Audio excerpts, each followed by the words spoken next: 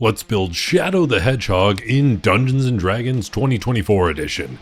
Now, I originally built Sonic and made him go unreasonably fast because he's Sonic, but I thought it was about time to finally build Shadow, especially with him appearing in Sonic the Hedgehog 3. If you like this kind of content in any way, shape, or form, make sure to subscribe because I come out with tons of it, but let's go ahead and dive into the build. First, we gotta choose a species, and we do need to kind of build for speed here. So we're gonna go with a tabaxi.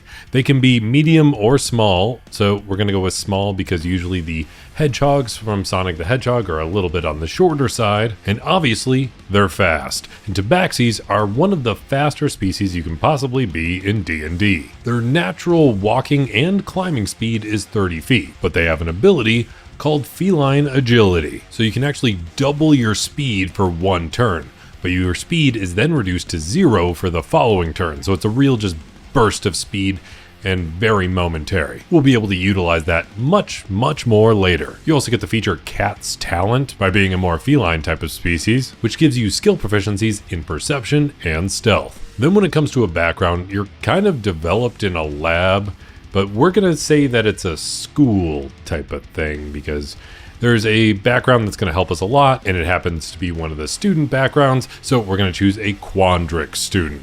This gives us skill proficiencies in Arcana and Nature, and it basically gives us the Magic Initiate feat while also expanding our spell list as long as we have something to grant us some spells. So it does grant us 2 cantrips right off the bat, which we don't care too much about, so we're just going to grab Mage Hand and Guidance because they're generally one of the better utility cantrips. But as far as a first level spell that we get to choose, I'm going to go with Magic Missile. That's because in Shadow Generations, you get Doom powers, and Shadow gets these things called Chaos Spears or Doom Spears, and they're basically a bunch of projectiles that get shot out with some sort of force-like energy, so that's what we're going to use to replicate this with Magic Missile. The other expanded spells that get added to our spell list we'll go ahead and take when we can grab some spells. Then as far as our ability scores, we're going to have a point spread that looks like this.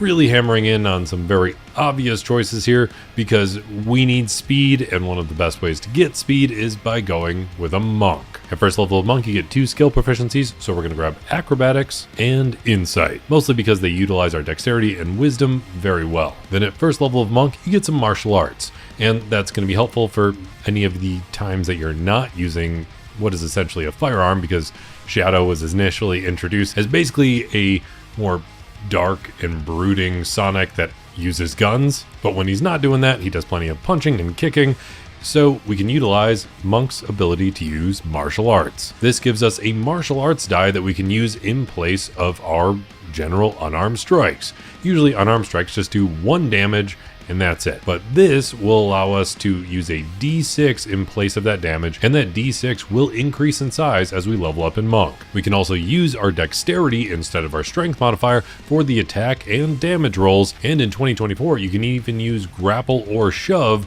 with your dexterity as well. Then the other benefits of having martial arts is that you can also replace any weapon damage that you would do with this martial arts die, as long as it's either a simple melee weapon or a martial melee weapon that has the light property. The very final benefit of having martial arts is that you always can have a bonus action unarmed strike for free, but you can only do 1 of those for free. Also at first level of monk, you get unarmored defense. So your armor class equals 10 plus your dexterity modifier plus your wisdom modifier, as long as you're not wielding any armor or shields of any kind. At second level of monk, you get monk's focused. So you get a number of focus points equal to your level in monk. So you can spend 1 focus point for flurry of blows, allowing you to take 2 bonus action attacks instead of just 1. You also have patient defense, so you can disengage as a bonus action for free, or you can spend 1 focus point to take the disengage and dodge action as a bonus action, or you get step of the wind. So you can take the dash action as a bonus action for free, or you can spend 1 focus point to take the disengage and dash action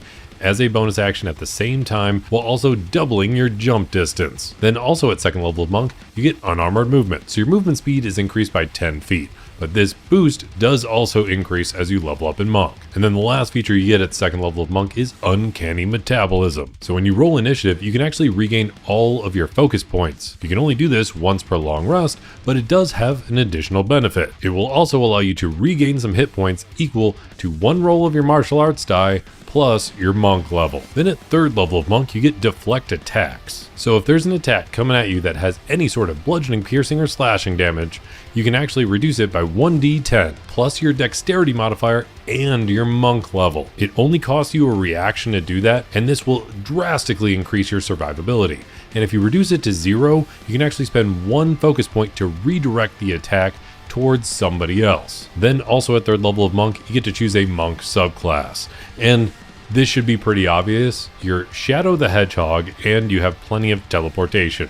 So we're going to choose the Warrior of Shadow. This gives you the feature Shadow Arts, which allows you to cast darkness by spending just 1 focus point. But specifically when you use this feature, you can actually see through the darkness and you can move that darkness around to somewhere within 60 feet of its original position whenever you want, which is a vast improvement on the original darkness spell. This feature also gives you some dark vision, but since you already had dark vision, it actually increases your dark vision range by an additional 60 feet. Then finally, you also get Shadowy Figments, which basically allows you to cast the Minor Illusion cantrip, and you can use your Wisdom modifier for it. Then at fourth level of Monk, you get an ability score improvement, so we're going to go ahead and boost up our dexterity by 2 points, and you get the feature Slow Fall. So if you're falling, you can use your reaction to reduce your fall damage by an amount equal to 5 times your Monk level. At fifth level of Monk, you get extra attack, so you can actually attack twice as your action and twice as your bonus action if you want to go ahead and use Flurry of Blows. And that's a little more powerful now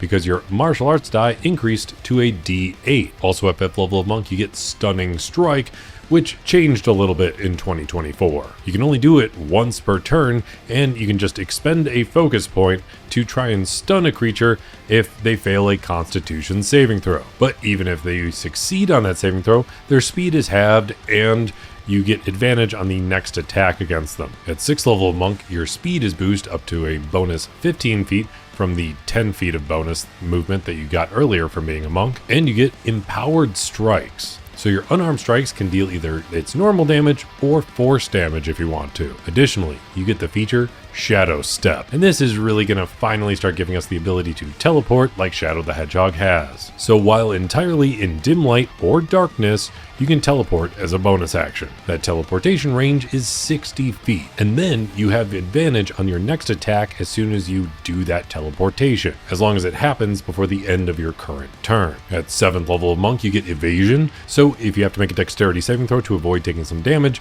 you take either half damage, or if you succeed on the saving throw, you take 0 damage. At 8th level of Monk, you get another ability score improvement, so we're going to go ahead and boost up our dexterity one more time, maxing it out. At 9th level of Monk, you get Acrobatic Movement, so you can move across vertical surfaces and liquids as long as you do all of that during the movement on your turn, because if your turn ends, you fall off or into the water or whatever. Then at 10th level of Monk, your bonus movement increases to a bonus 20 feet, and you get the feature Heightened Focus. So a lot of your bonuses from using your focus points get increased. Your Flurry of Blows upgrades, so now you can do 3 attacks as your bonus action. Your Patient Defense upgrades to give you a number of temporary hit points equal to 2 rolls of your martial arts die. And your Step of the Wind allows you to bring somebody along for the ride, while also avoiding opportunity attacks for both you and them. At this level, you also get Self-Restoration, so you can remove being charmed, frightened, or poisoned from yourself, and not having food or drink doesn't give you exhaustion anymore. Then in 11th level of Monk,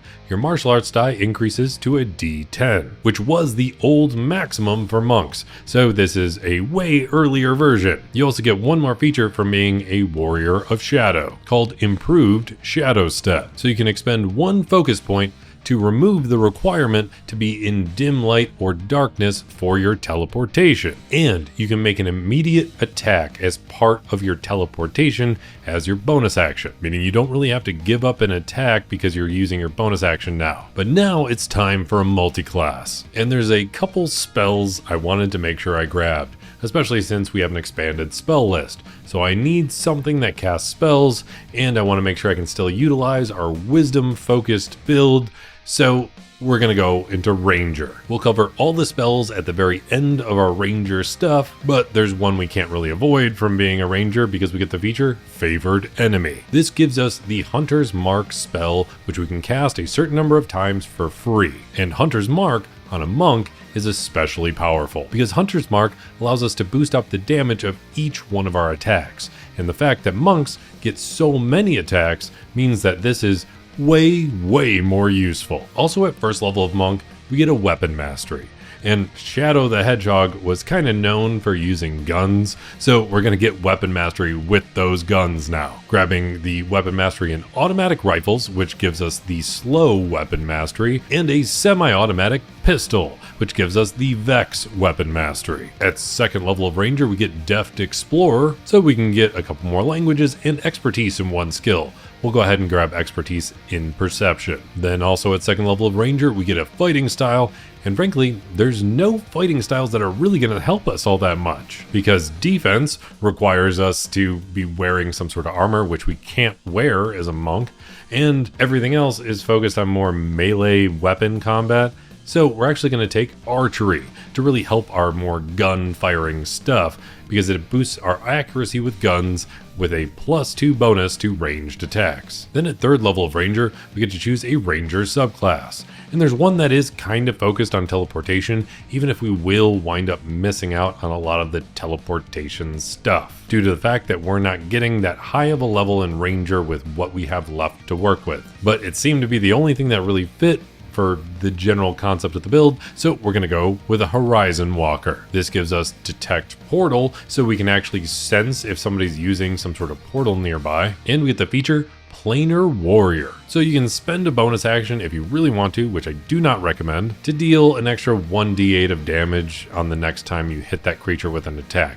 But wasting your bonus action on something like that when you already have a bonus action attack is kind of pointless. At fourth level of Ranger, we get an ability score improvement, so we're going to go ahead and boost up our Wisdom because that helps all of our monk stuff, and it will help our spell casting, which we will be covering very soon. Fifth level of Ranger gives us extra attack, but we already have that from being a monk, so that doesn't really help us that much either. At sixth level of Ranger, we get Roving, boosting our movement speed by another 10 feet, and making sure that our climbing and swimming speed is equal to our movement speed. At seventh level of Ranger, we get Ethereal Step, and this is almost like another form of teleportation at this point, allowing you to essentially cast the Etherealness spell without expending any sort of spell slot, but it only lasts until the end of your current turn, and you can cast it as a bonus action. Then at 8th level of Monk, since we've hit the requirement of being at least 19 levels in our overall build, we can choose an Epic Boon.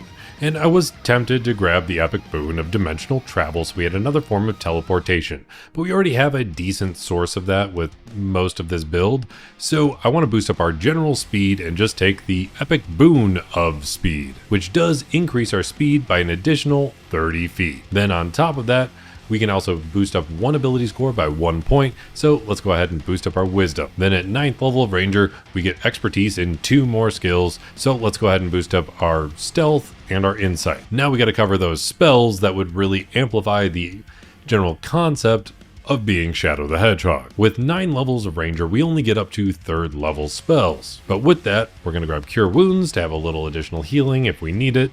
We'll also grab Guiding Bolt. This will replicate our Doom Blast ability from our Doom powers. And by the way, we also covered Doom Surf, which was another Doom power thing, and that's just because we can already run across liquids. Basically, the only Doom powers we're not going to cover are the Doom Wing and the Doom Morph, which would allow us to both fly and turn it into some weird vehicle thing, which either way, those things we're just not going to really be able to cover because we can't cover everything because Shadow the Hedgehog's been around for a really long time and there's a lot of different iterations of him. We'll grab Zephyr Strike, which does allow us to boost our damage when we hit somebody, and it also boosts our speed by 30 feet when we use it. We'll use Locate Object so that way you can help find the Chaos Emeralds. Spike Growth so that way you can just pop some spikes up in Sonic's path because that's just kind of part of the game. We'll grab Vortex Warp for just another chaos control type of situation, and then we need 2 very important spells. We're going to grab Haste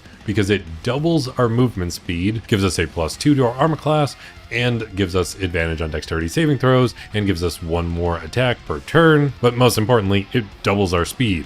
And we can already double our speed from being a tabaxi, meaning we can now 4 times our speed. But there's actually one spell I really wanted to make sure I grabbed, and it's one of the other reasons I went into Ranger, because only so many classes get access to it.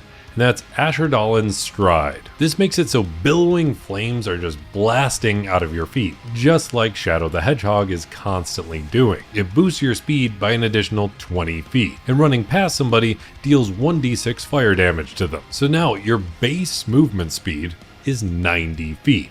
If you want to, you can take the action to dash, giving you 180 feet of movement. You can use your bonus action to dash again, bringing you to 270 feet of movement. And then you can also use your Tabaxi ability, boosting you up to 540 feet of movement. And then if you want, you can throw haste on top of that, bringing you to over 1,000 feet of movement if you really wanted it, which will technically bring you to just under the speed of sound by a tiny bit. So maybe you're not going to be rolling around at the speed of sound, but that's okay because you're still going pretty darn fast and you're actually attacking pretty decently. I think this does a pretty solid job at covering Shadow the Hedgehog, but if there's anything you do differently, let me know in the comments down below. And if you want access to the character sheet for this build or any of my other builds, feel free to check out my Patreon, linked in the description down below, where I have access to all of my builds, even some that actually got deleted from YouTube due to some copyright issues because Japan doesn't really have fair use copyright laws.